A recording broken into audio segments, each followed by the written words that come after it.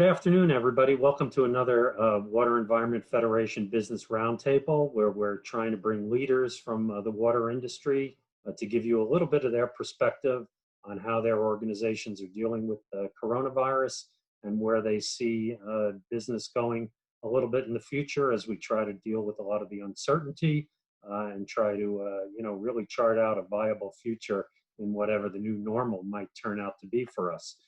Today, I feel amazing. I have a wealth of leaders here today across the spectrum of the industry. So let me give a quick introduction on who we have here today. First is Pam Elardo. Pam's been an environmentalist since the third grade, and she's grown to become a leader in the wastewater resource recovery field. Right now, she is the New York City Department of Environmental Protection, Bureau of Wastewater Treatment, Deputy Commissioner, and that's the largest municipal wastewater utility in North America that protects the public health and the environment for over 9 million people who live, work, and play in the city of New York. Our second panelist is Michael Carlin. He's the Chief Operating Officer of the San Francisco Public Utilities Commission. Michael was appointed as Deputy General Manager and Chief Operating Officer in 2009. And in that role, he supervises the agency's efforts in capital planning, emergency response, asset management, and functions across 3 business lines, water, power, and wastewater. Third panelist is John McCarthy from Arcadis. And John is president of Arcadis's North American water business. And Arcadis is a global design and consultancy firm for natural and built assets with 28,000 employees in over 70 countries. And that's really dedicated to improving the quality of life. And John brings over 32 years of experience to the industry. Our next panelist is Charles Hocking with Hazen and Sawyer. He's the president and CEO and has been in that role for 9 of his 23 years with the firm. And Hazen and Sawyer is a water engineering consulting firm with over 1,200 staff in 50 offices across the US. And since 1951 is focused on 2 critical activities: helping clients provide safe drinking water and controlling water pollution. Our next panelist is Bill Decker with Aqua Aerobic, and Bill's current Vice President and General Management of the Equipment and Services Group. He's also the current chair of the U.S. Department of Commerce's Environmental Technologies Trade Advisory Committee, and that's a board member of the International Ozone Association, Pan American Group, and a prior board member of the Water and Wastewater Manufacturers Association. So Aqua Aerobic Systems is an applied engineering company that provides water and wastewater equipment and services to municipal and industrial clients. And our final panelist today is Bill McDowell with Blue White Industries. Bill's the Vice President in Operations for Blue White, and they've been manufacturing chemical metering pumps, flow instrumentation for over 60 years. They've got a global distribution and service operations in 63 countries worldwide through a network of 360 channel partners. So, boy, thank you all for being here today. Appreciate the time. Everybody is incredibly busy, as we make adjustments and try to deal with the situation. And that kind of jumps in right to my first question to you all. What are the impacts that you've seen on as a result of coronavirus to your businesses so far? Pam, let me start with you as a utility. Yeah, so the last couple months have been pretty intense. Intense, immediate, critical, institutional, organizational changes that need to happen. There was just a little comment I think we made before we started filming here where, Walt, you were saying you had to catch up on IT lightning speed. There's a few things in our organization that would have taken 5 years to get approval for that we got approval for in a couple weeks. Payments electronically is the thing that comes to mind because we were using paper and that sort of thing. But the real change had to be quick, and it was all around, obviously, safety for our employees. I have 1,800 people at 18 different field sites. They're essential employees. They have to go to work. We were getting positive cases coming quickly, and we're getting a lot of people who had to be on quarantine. And so we had to manage our staff just really agilely. Unfortunately, we lost a couple folks who passed away from the virus, so that made it even more difficult. One of the things I've had to pay attention to is just the mental health and well-being of everybody. I do have a few hundred people in the offices, the engineering support teams, of course, they're 100% telecommuting right now. We suspended some activities that aren't essential to our core mission. For example, inspecting industries. Well, a lot of industries are closed, but we didn't do any, outreach to those industrial users. Instituted, intensive changes to our PPE program and intensive cleaning processes, particularly where we had positive cases, to follow up on that. And we actually, for the city and beyond, we set up a hand sanitizer factory. We were running out of hand sanitizer. I have laboratories that do regular sampling. I've got the chemist expertise there. I have health and safety expertise. So we have set up a hand sanitizer factory, basically making 100 to 200 gallons a day. The city may be asking us to ramp that up further. I'm hoping that the private sector starts picking up the supply, so I don't have to keep doing that. But that was a turn on a dime, amazing activity by my staff that I just can't, I can't thank enough for that. And on top of that, and I'm sure this has come to everybody, the financial burdens that are out there and the concern about revenues falling and having significant impacts on people's ability to pay, and the amount of money that's coming in the door just for our basic operations is very tough. And we're trying to do scenario planning around just in a real, unknown shifting environment. So that's been super challenging as well, and creates anxiety, for the near term and the long term. So that's a quick summary. Let me get a completely different perspective. Bill Decker with Aqua Aerobic, you're in the kind of equipment manufacturing, supporting solutions area. What impacts do you see with your firm? Great. And welcome everybody. Like everybody on the call, we are an essential business and we've remained open. Our supply chain is largely domestic, and our manufacturing operations in Loves Park has continued with minimal interruptions. We did shift most of the employees, other than the factory, to remote working, and we did that virtually overnight. We made a decision on Friday to do that, and we were up and running, all connected on Monday. So very fast, against the beauty of being a very small company compared to some of your staffs. We did curtail all of our international travel and our non-essential business travel, but we've kept our field service team on the road throughout the entire pandemic, and we continue to do that. The other thing that we've done is, like everybody, in the absence of trade shows, we've relied heavily on Zoom meetings and webinars. So that's been a major change to do everything, teleconferencing at the moment. John, how about the consultant's view initially of some of the changes? Yeah, sure. I mean, I guess first of all, thanks for setting this up to WEF and yourself for organizing these and having an opportunity to share. As the old saying goes, we all know it, right? Knowledge not shared is knowledge wasted. So I think the idea is to try and share with the rest of the industry here, and I think I'm sure we all agree that this is great. We were impacted very similarly to the others. The industry, in general, has been pretty slow to advance. Sometimes we think we're very innovative, but we're not as fast as some other industries. And I think, we really found that probably we advanced 3 to 4 years of technology in the space of 30 days here.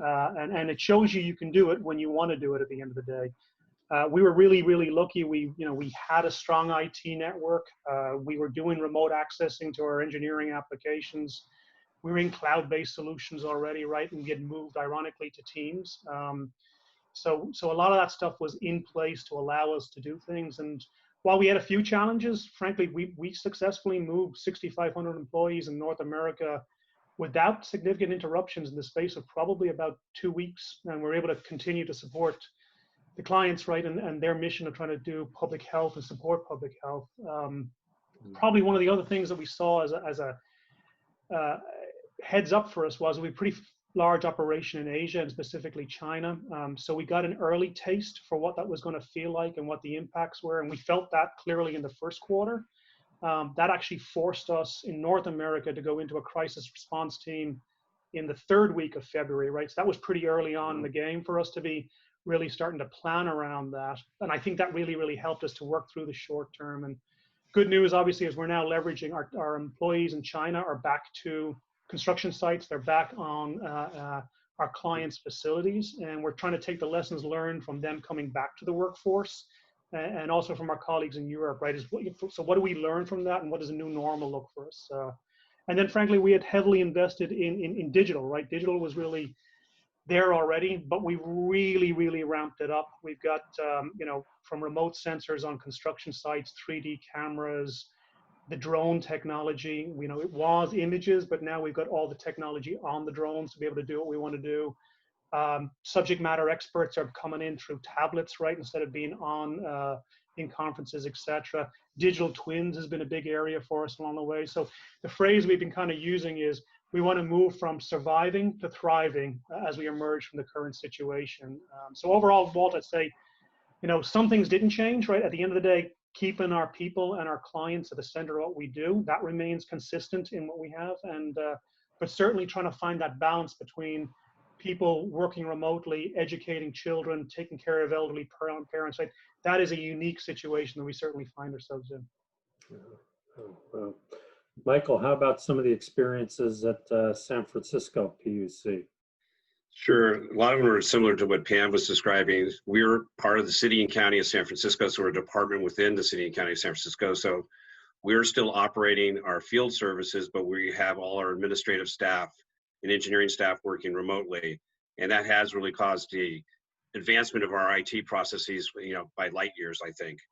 The other thing is that, if you are a staff person and you don't have enough work because you're not in the office, you are a disaster service worker, and then we deploy you to the city's emergency operations center to assist them in serving the public in general.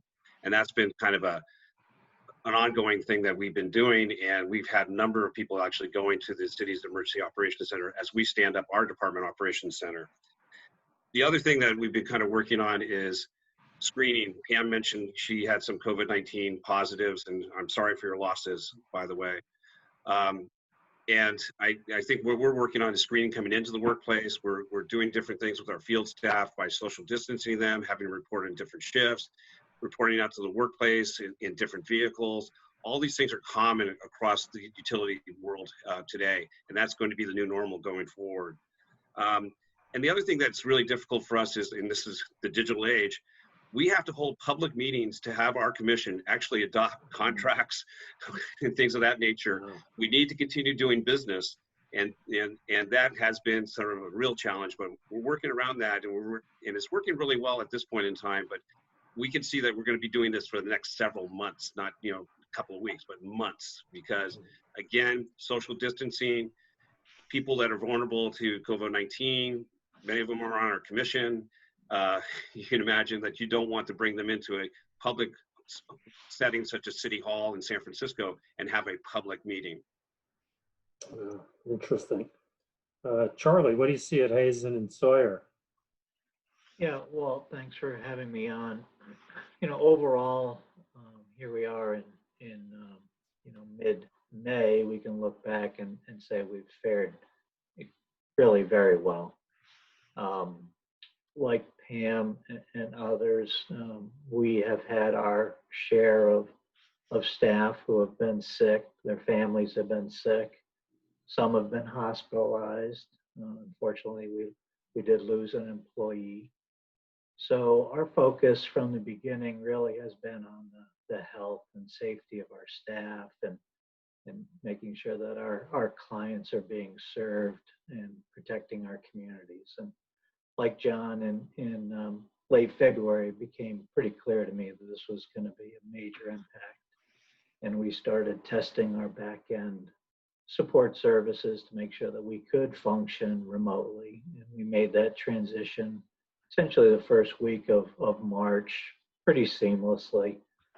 I would say that the the biggest impact has been on our field staff, right? The folks that have to be out on the job sites helping to support our clients, keeping their essential facilities that are either under construction or operating, continuing to function.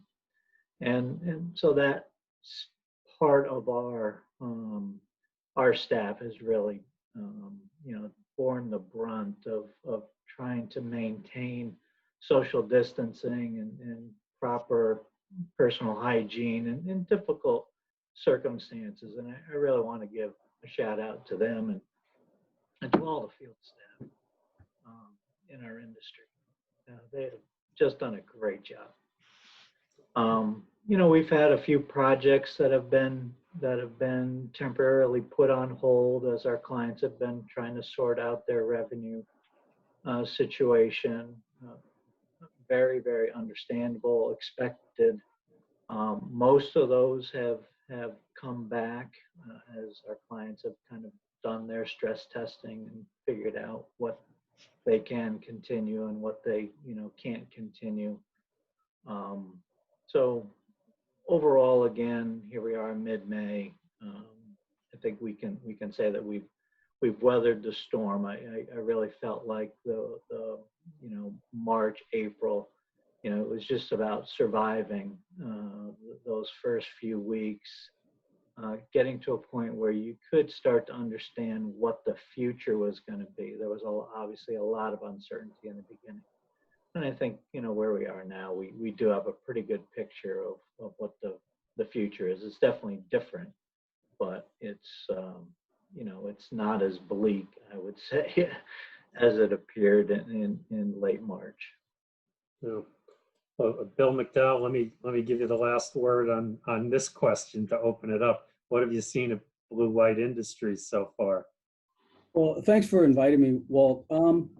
Well, so Blue White is we're very diversified in a lot of different markets. So I think I'm seeing things a little bit differently than what I'm hearing. We have to operate in a number of different spaces, including aquatics, for example, the swimming pool industry, a lot of different industries that we're in that are struggling in many different manners. But as far as Blue White itself goes, we have a phenomenal leadership team. Sunday night, my cell phone started to blow up, I remember, and boy, the text messages started flying. And so we had to regroup and figure out where we were going to go on Monday morning. That went very well. We have a great team. So as an essential supplier to, medical, municipal, water, there were a number of industries that we supply to. So we did remain open the entire time. Our team came together.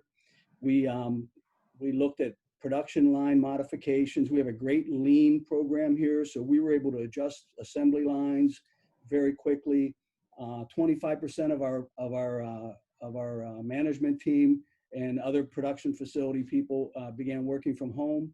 That was very seamless. Our IT department did a great job over the last few years. Almost everybody had laptops.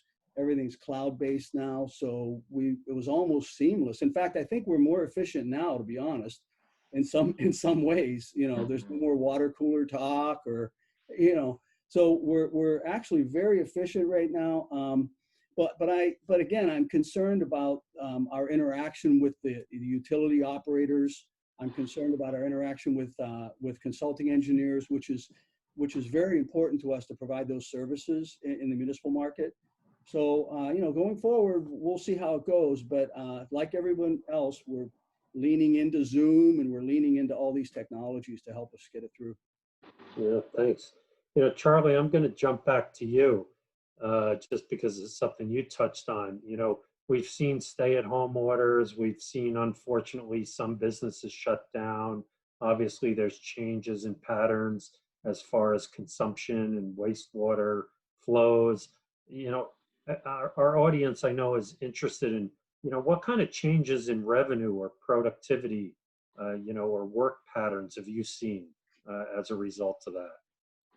Yeah, so we operate on our fiscal year as a calendar year. And so we had our 2020 plan, that we were following until the end of February. And then we took that plan and threw it out the window And we've redone our plan. And so from a, revenue perspective, we're still expecting to have revenue growth in 2020, but it'll probably be about half of what we were planning on.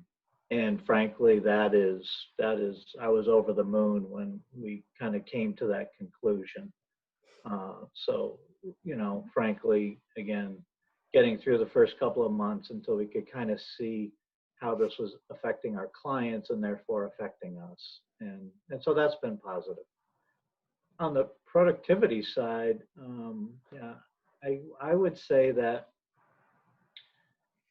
because of the executive orders to shut down, obviously we are not traveling. I don't have a bunch of people on planes. A lot of our staff, frankly, haven't been taking the time off they should be taking, and I've been encouraging them to do that. But because of those two things, our productivity is actually higher than normal. So the efficiencies that we've been gaining through technology, use of technology, we had all of that in place, fortunately. And so the switch from working in the office to working remotely really hasn't affected our ability to serve our clients at all. And I would argue that it's the same thing with our clients. They also seem to have more time to engage with us and having design workshops and being able to make those all happen virtually with the technology that we have. It's all been, really amazingly efficient. So again, overall positive, and I think we'll get to it later, but the trick is really going to be, how to adopt the lessons that we're learning so that we capture those efficiencies permanently. Michael, what do you see at San Francisco PUC on the revenue and productivity areas? So we're seeing a drop in water use, not only just in San Francisco, but we wholesale to 26 other communities outside of San Francisco. It's down about 13% right now. What we're seeing as far as customer classes are concerned, an uptick in residential use, but we're seeing a downtick in commercial, industrial, institutional use. As you can imagine, we have like a lot of large campus-like companies out here, namely Apple and others, who are shut down at this point in time. So they're not bringing in the 4,000 to 5,000 employees each and every day. We're also seeing a downtick along with water, with wastewater, because they're tied together. That's how we bill. And we also are seeing a big downtick in our municipal power operation. As you can imagine, our biggest client is San Francisco Airport, and they're not operating at full capacity at this point in time. As Charlie pointed out, nobody's traveling at this point. So we see a recovery period. Probably we're looking at 3 to 4 years to get back to what we consider to be normal.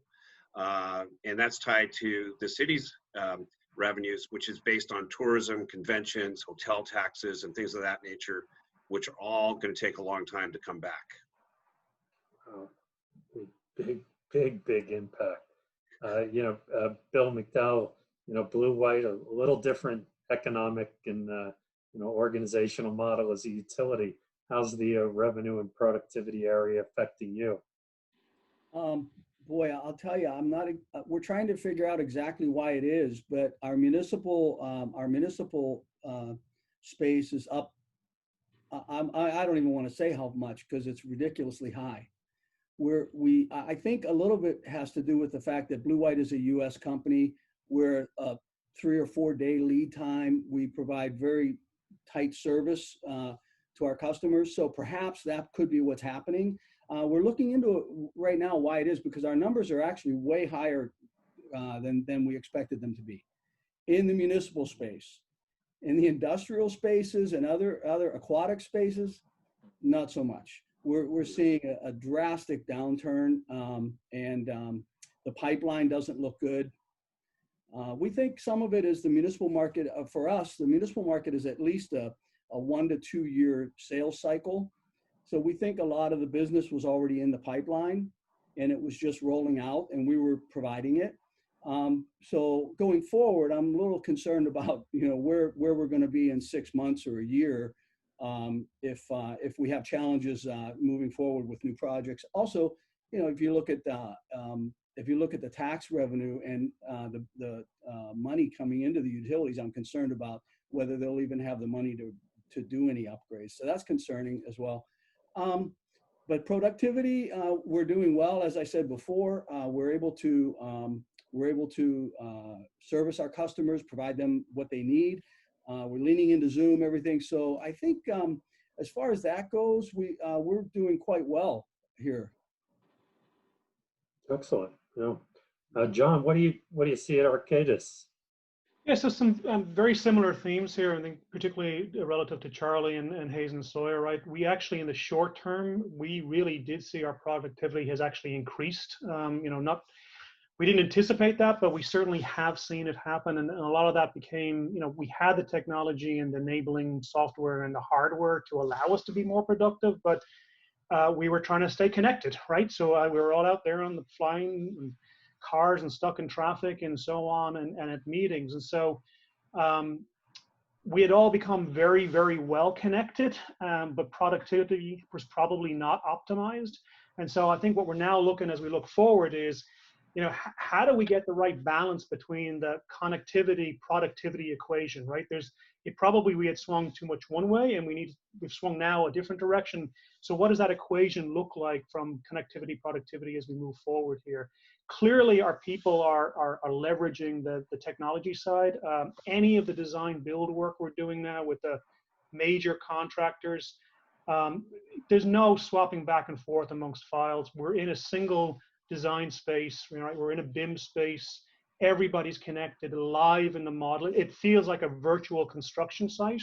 So we're not sending files back and forth at nighttime. Everybody's in there live, working in the space at the same time. And that's been really, really tremendous to see what's going on. I'd say from a revenue perspective, looking forward, I think clients are going to want more value from the limited funds that they have available, right? And so the challenge, I think, is, how do we give them more value? What do we do? Clients' funding comes from all sorts of different sources, right? You've got rates and you've got bonds, and even in some cases, we're seeing venture capital money that's starting to come off the bench, right? It's been sitting there for quite some time, and there's a lot of venture capital that's interested in getting a return on its investment. And so we're starting to be approached by some of the major financial institutions on, are there M&A deals out there within utilities or even services that can be provided to industries through venture capital? So that's going to be a different kind of revenue, frankly, as we go forward. We're seeing in the oil and gas sector and the consumables on the private sector side, they're all already asking for, what more can I get? What added value do you bring to the equation? And clearly the public sector is going to come, right? The affordability and the social equity piece is going to come into the equation at some point in time. So I think the question for us is, right, as a business, how do you deliver more for less and still stay true to protecting public health, right? That's the core of what we're trying to do at the end of the day. So we're thinking more around, there'll be automation of processes, frankly. We got to look at, are the things we do that can be automated? The digital acceleration that we were on, what we planned for the next 4 to 5 years, we're now doubling down on in the next 1 to 2 years as we move forward here. There may be different delivery models, right? The SaaS model or may be out there, or a value earned model may be out there, and public sectors may have to think about their procurement practices a little bit differently in terms of how they go and buy that. So I think that'll challenge everybody. And I think if you look at the last, if you look at the last 5 major recessions, because we spent a bit of time looking at this, and you learn from history, the shift from CapEx to OpEx is clearly occurring. Typically, the CapEx spend takes about 8 years to recover, so it'll dip off. It may not drop off immediately, but it takes about 8 years before the true CapEx gets back to where it was pre-recession. The OpEx, if you really, really look at the data, the OpEx never drops off. It actually continues to increase a little bit in the first few years, but significantly in the latter years. So I think from a business perspective, we're looking at ourselves and saying, well, how do we shift part of the portfolio from a pure CapEx focus to an OpEx focus and help utilities to get more out of their assets and extended life along the way?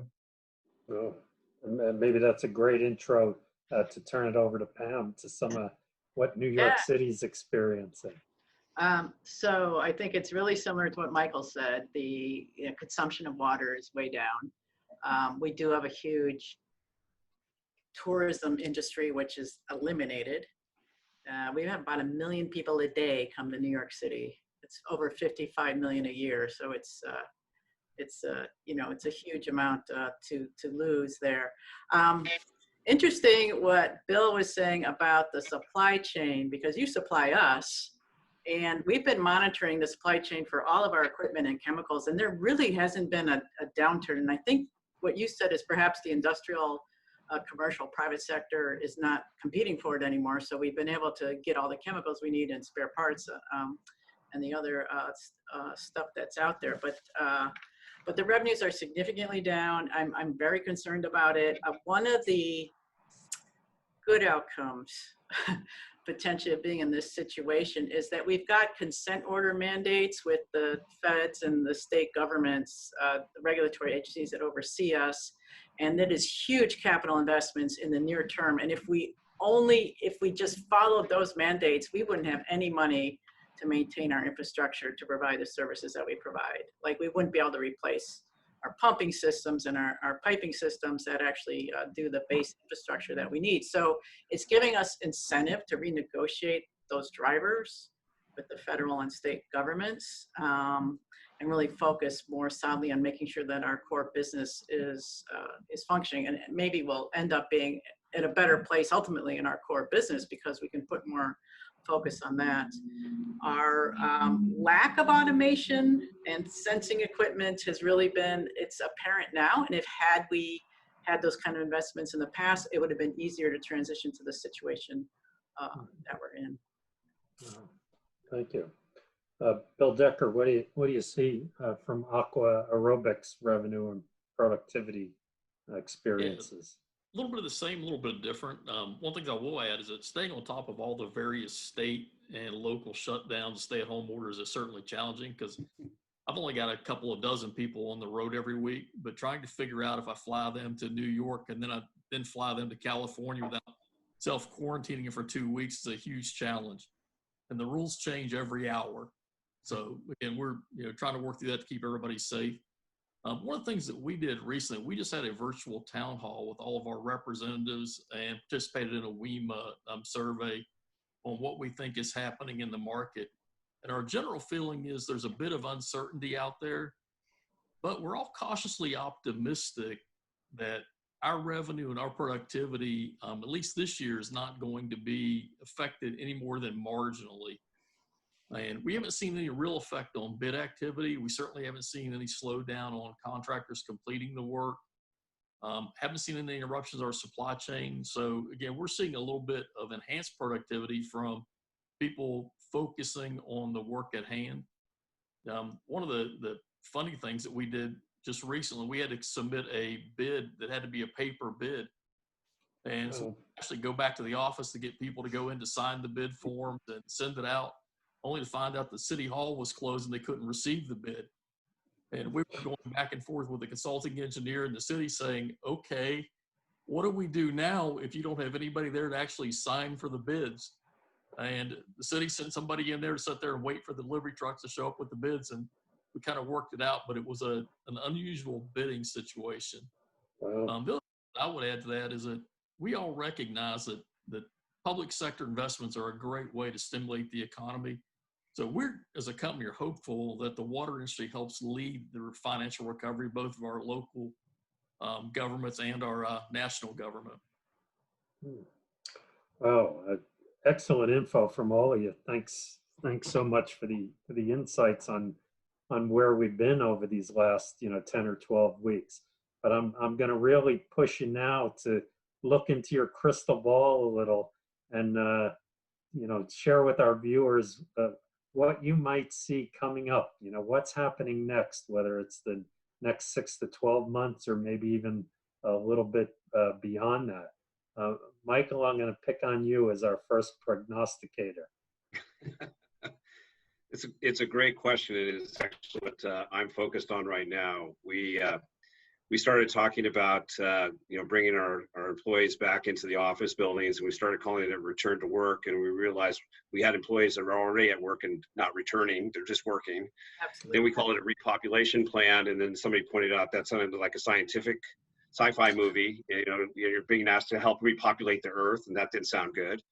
So it's a business continuity plan, and we've formed a committee of employees across every bureau division in our organization. So everybody's represented and can participate in it. So we brought them together. We said, we need a plan for the next 12 to 18 months.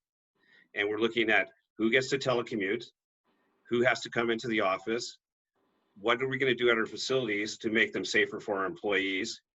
What PPE are we going to need long-term for our employees in the field and in the office? And, we've been working on that, and communication is the key.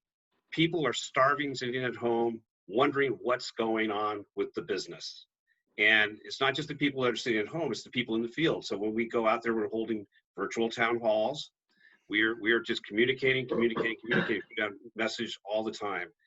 And as we work through this plan, we're looking at what efficiencies we can realize. Productivity is up with employees staying at home. And as Charlie said, people aren't taking time off because there's no place to go, which is unfortunate. But they're also starting to think about, well, what am I going to do this summer? My kids are at home. I can't work like this forever. So we're trying to come up with plans to accommodate people's personal lives as well. And I think that's really important because mental health of our employees is really, really important. So we're working on that, and I think the next 2 weeks we will have a plan put together.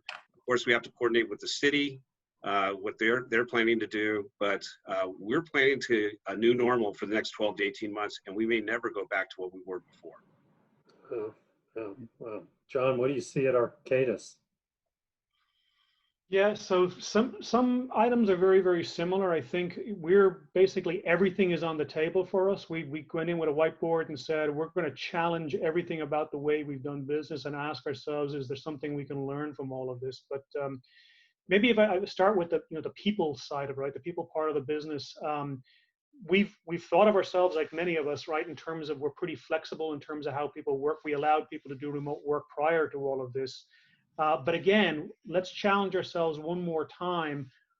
Being flexible is one way of looking at it, but what should the workforce of the future really, really look like? And that's not just about how many remote workers, but you think about the food industry, the restaurant industry, right? They staff up during the peaks of the day when they need services during the middle of the day, and then they staff back down again. So not to compare ourselves to the food industry, but maybe we have a workforce that's not all full-time. Maybe they're doing part-time, right? And when you think about productivity here, somebody who doesn't need a full-time job but wants to work 4 hours a day, they can probably be very productive in that 4-hour period. So we're challenging ourselves to, should that be part of our workforce? We're thinking about interns, right? What role does an intern play in the new world order? How do we bring in new grads? How do we mentor new grads when many people are being remote at the same time? Frankly, we know that many utilities have large percentage of their workforce that is eligible for pensions and retirement, right? We've known that for years in terms of what's coming at us. If they take those pensions and retire, what part of a retired public servant's should be part of our workforce, right? How do we take that knowledge and not lose that knowledge and fold it back into our organization? So, and what part of ecosystem partners or consultants should be part of it? So the traditional norm of what our business used to look like, I think we're going to challenge fundamentally from a people side and how to get the most out of everybody. And then shift to, what's the environment that we want to provide for them to all get the most out of one another and work with our clients. So, is that a fixed location, like a facility or an office? Or are we providing collaboration spaces, right? A lot of discussion going on with particularly our architectural business about these are really just collaboration spaces that people are going to come to, and we don't think of them in the traditional way. And we put on the table, how much money have we spent on real estate should we be spending more on technology enablers than we're spending on real estate at this point in time? And that's a fundamental challenge moving forward. So that's just a few, Walt. Yeah, really good stuff. Bill McDowell, what do you see at Blue White for the future? Well, the near term, what I'm concerned about is, well, I'm always concerned about money. I'm concerned about the flow. I'm concerned about are the tax revenues going to come in to allow the infrastructure to be maintained properly? I'm not sure. I'm hoping Congress passes some infrastructure bill so that we can help upgrade the utilities. We have been working on a project for over a year now. We still got about a year to go, upgrading our primary product lines. We're leaning very heavily into IoT. So we think the risk reward equation is changing a little bit. So I think I think it was Pam that said, you know, if you don't have your equipment connected right now, you're probably struggling a little bit to maintain your equipment. So we think that's going to be very important in the future. So we are leaning very heavily into that. I think in the next 12 months or so, we'll see the output at Blue White from that. Let's see what else. Again, we continue to innovate. Everyone has to continue to innovate and add value, right? We got to keep doing that. I can't just hide under the bed right now. So we're leaning very heavily into that. Our R&D department is running 24/7 right now. We actually worked on a ventilator for the city of Huntington Beach, contacted us, and we are not stopping. We plan to keep going. So the next 6 to 12 months, like anything, there's opportunities that come from things like this, and we intend to capitalize on them and do the best we can for our clients and for our customers. Excellent. Yeah, Pam, Bill mentioned you, so I'll turn the mic in your direction. I gotta say, I sent Susan a graphic. I wish I could share it, but oh, you know, I'm going to give it a shot because I have it on my screen. But basic graphic I want to display is really my daily tracking. Oh yeah, cool. And I don't know. So if you look at the top graph, this is what we've been through, and we started tracking back in end of March. About the orange line is the number of people who tested positive.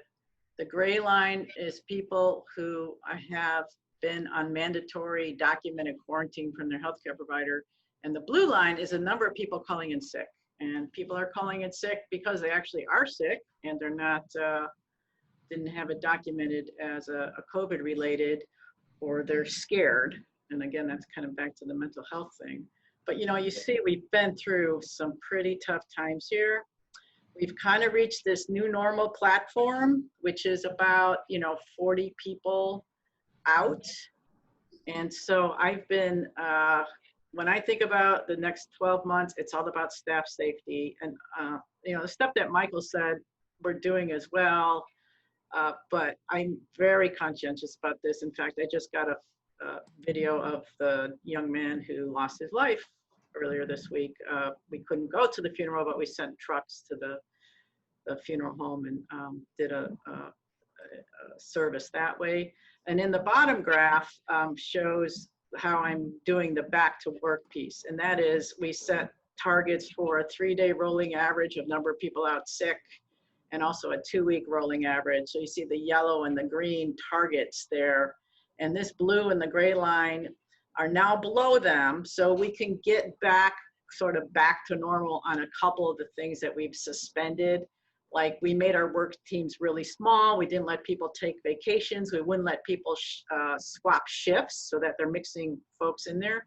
So now that we've gone below those thresholds, we're comfortable to loosen up some of the staff interaction stuff that we've limited to this point to actually enable us to be more efficient and more nimble, and actually let people take vacations, which is another thing that we couldn't spare before. So that is my core focus right now. And then I feel like we're going to figure out the telework piece.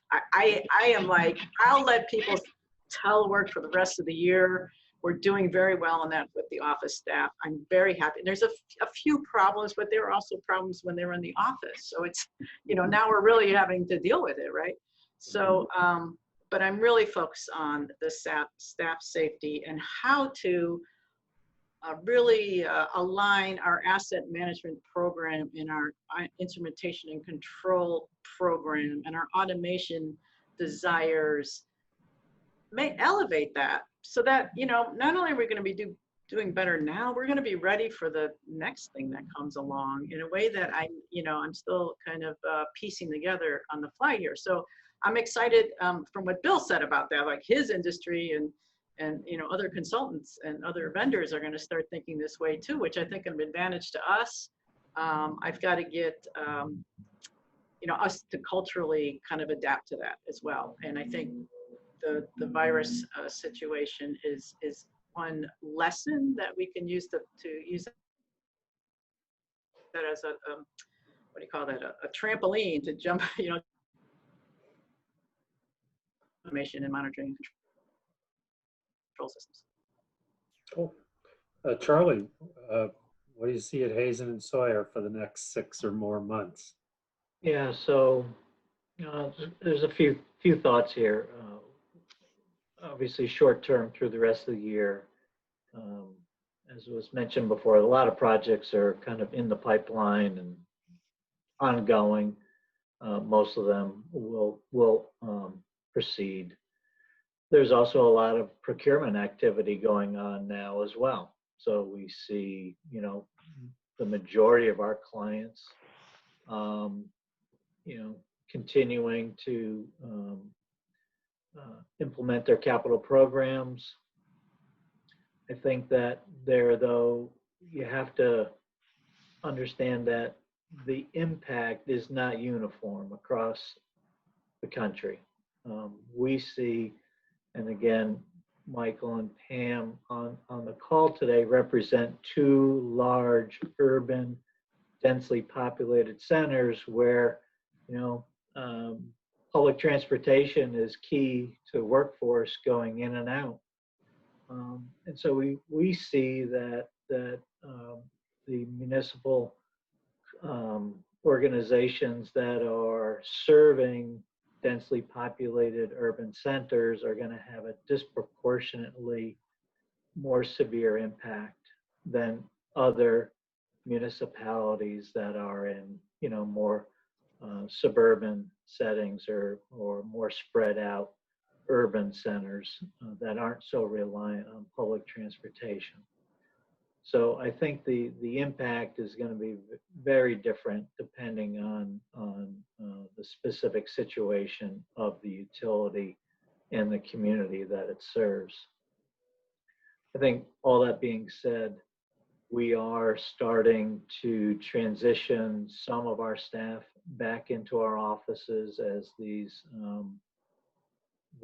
stay-at-home orders are getting relaxed. We are being extremely cautious. I am personally concerned about how this all happens over the summer. And so we are, again, putting the health and safety of our staff, our client staff, and our communities first, and not just necessarily following whatever orders are issued. And so we'll see how it goes. I think it's going to be a slow process for us as a company. We're frankly just as efficient working remotely as we are working in the office. We've been serving our clients in a way that they need us to serve them. If that changes, obviously we will change for that reason and not really for another reason. So I think through the rest of the year, I think it's going to be a slow roll back to a new normal, not the old normal. 2021, I don't think that there will be any real significant return to normalcy until there is a widely available vaccine. And people are comfortable, being in close proximity with each other. But when you have an office building of 30 floors and an elevator that's, 5 by 5, you can only put a single person on that elevator safely. So there's just a lot of things to think through from a practical standpoint of trying to return to normal in advance of a widely available vaccine. Bill at Aqua Aerobic, you get the last word on predicting the future for us today. And so the thing I'd say is that, like everybody, we are focused very heavily on safety, and we're focused very heavily on what the future holds. As we see your budgets being, hit from both the municipalities and from industrial customers, it's really hard to predict what's going to happen. It's hard to predict what effect congressional actions could take, another stimulus. We can all argue about how effective the last stimulus was for the water industry in particular, and what it really did to projects that were in the pipeline. But from us as a company, we've been pretty fortunate. We haven't curtailed any operations. We haven't laid any staff off. In fact, we've been hiring people throughout the shutdown. We've got people, again, starting, next week that we've just recently hired. And I just literally finished interviewing another candidate right before this Zoom meeting started. And that's been great to see that we've been continuing that. We're continuing our summer intern programs. We got some great people at all levels who are staying incredibly focused on delivering value to the customers. We continue to invest heavily in research and development. We think that we're going to come through this, and we frankly want to be there to support municipalities, industrial clients, consulting engineers at every level when the storm finally fully abates. What the new normal is going to look like, we're not sure. But we are, like everybody, in this for the long haul, and we're continuing to invest. We've got a very positive outlook, and we hope we're right. Wow. Well, boy, unfortunately, I think we're about out of time for today. Amazing insight. I would have loved to spend the whole afternoon continuing to talk with you. And I hope that our viewers today have really enjoyed some of the insight that you've been able to provide on where we've been so far as we try to navigate through coronavirus and where we may be in the next 6 to 12 months. So again, thank you all for taking the time out of your busy schedules to help share your knowledge today.